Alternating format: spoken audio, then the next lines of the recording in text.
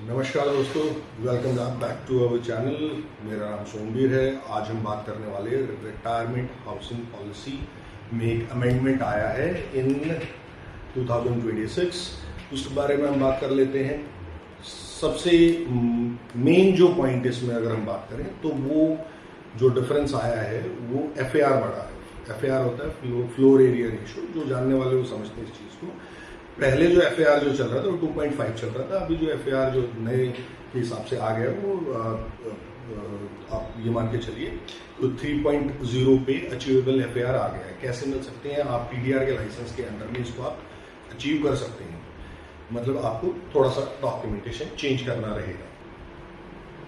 ये जरूरी हो गया था।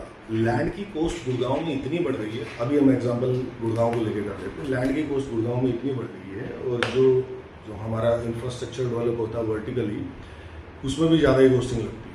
तो मेरे हिसाब में बिल्कुल ये सही डिसीजन था। इसमें क्या है कि FAR बढ़ने से सेलेबल एरिया ज़्यादा बढ़ जाएगा। ऑल्दो 19-20 डेंसिटी तो इसमें ज़्यादा होगी, बट जो इसका मेन आइडिया है to provide better services, quality services to senior citizen, वो यहाँ पे मेरे को अचीव होती समझ में आ रही हैं।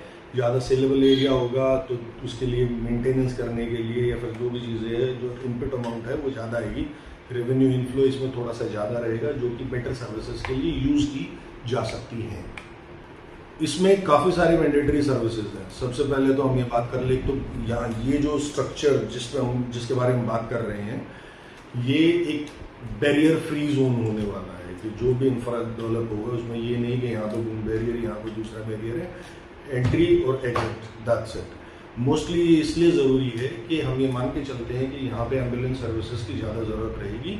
अगर यहाँ वहाँ जहाँ तहाँ बैरियर लगे होंगे तो एम्बुलेंस को थोड़ा इन एंड आउट करने में प्रॉब्लम क्रिएट होगी। इसी के लिए ये मान के चलो कि इसके अंदर बीच में तो कोई बैरियर्स होंगे ही नहीं। एंटी स्किड फ्लोरिंग, आपके व्हील चेयर रैम्प्स, आप ये मान के चलिए कि आप कभी भी एक ICU में किसी भी हॉस्पिटल में जाते हैं तो वो सारी की सारी मतलब इंफ्रा रिलेटेड सर्विसेज तो बहुत सारी और भी इसमें एडेड हैं, बट आप अभी के लिए समझ के चलिए कि एक हॉस्पिटल में ICU में जाते समय जो आपको फ्रॉम द पार्किंग आपको सर्विस मिलती है वो वहाँ पे अवेलेबिलिटी रहेगी। ऑक्यूपेशन का वही पुराना रूल है। 60 प्लस ही वहाँ पे आप रिजाइड कर सकते हैं, या उनके साथ कोई जानने वाला अगर रहना चाहे तो वो रह सकता है, बट वो जगह सीनियर सिटीजन्स के लिए स्पेसिफिकली है। तो ये वीडियो जो है उन सब लोगों के लिए है कि जो अपने लिए कुछ प्लान कर रहे हैं, अपनी फैमिली के लिए कुछ प्लान कर रहे हैं। अगर उनका मूड हो, कुछ और इन्फॉर्मेशन अगर आप लोगों को चाहिए। हाँ, ये मैं आपको बता दूं कि इसके रेट को आप ऐसा मत समझिए कि अफोर्डेबल हाउसिंग पॉलिसी के अंडर भी आता है। इसका रेट जो है वो प्रीमियम सेगमेंट का रहेगा। और मैं आपको बता दूं साथ के साथ कि ये मोस्टली आपको देखने को मिलेंगे 1 BHK, small 2 BHKs and 1 RKs।